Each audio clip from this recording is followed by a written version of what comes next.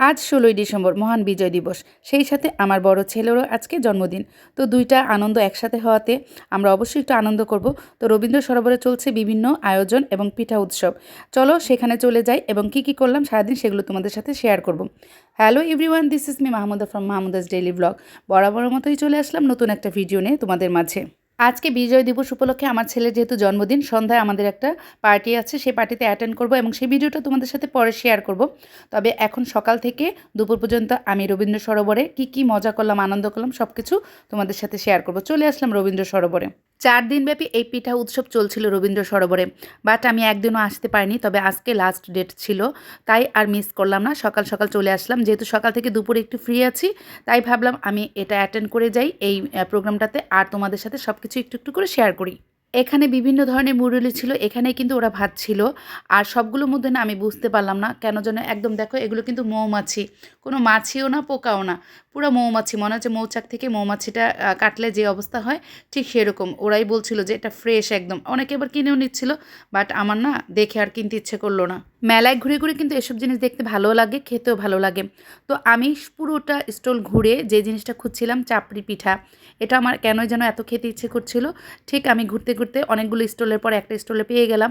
আর তো দেখে আর সহ্য করতে পারলাম না, দেরি নয়, সাথে সাথে অর্ডার করে ভর্তা দিয়ে আমি নিয়ে নিলাম একটা চাপড়ি। আর ওইদিকে কিন্তু গানের প্রোগ্রাম চলছিল, গান চলছিল আর দাঁড়িয়ে দাঁড়িয়ে চাপড়ি খাচ্ছিলাম। কি যে একটা অসাধারণ অনুভূতি ছিল। শীতের দিনের সকালে হালকা হালকা ঠান্ডার মধ্যে এরকম চাপড়ি ভর্তা, পিঠা এগুলো খেতে কিন্তু অসাধারণ ভালো লাগে। আর এই তো ছোটো ছোটো বাচ্চারা কি সুন্দর বিজয় দিবসের পতাকা নিয়ে ঘুরছিল। বাচ্চাদের এই জিনিসগুলো দেখতে কিন্তু এমনিতেও ভালো লাগে। ওদেরকে যখন দেখি তখন আমরা আবার ছেলেবেলায় চলে যাই। আর এই বাচ্চাটা আমাকে দেখে বলছিল যে আপু, আমাকে কি একটু ভাইরাল করে দিবেন? তো আমি হাসছিলাম আর ভাবছিলাম যে কীভাবে আমি ভাইরাল করব। ভাইরাল তো করবে ফেসবুক মামা। খুব সুন্দর সুন্দর বিজয়ের গান হচ্ছিল। গানগুলো যদি তোমাদের শোনাতে পারতাম তাহলে হয়তো আরও একটু ভালো লাগতো। তবে এখানে কিন্তু লাইভ সং হচ্ছিল, আমার যতটুকু জানা।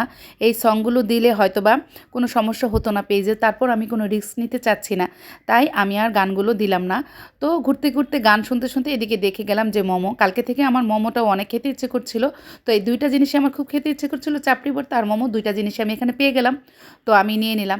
ভিডিও শ্যুট করতে যেয়ে আমি এতটাই ভাব নিয়েছিলাম যে আমি বুঝতে পারিনি এটা এতটা গরম ছিল।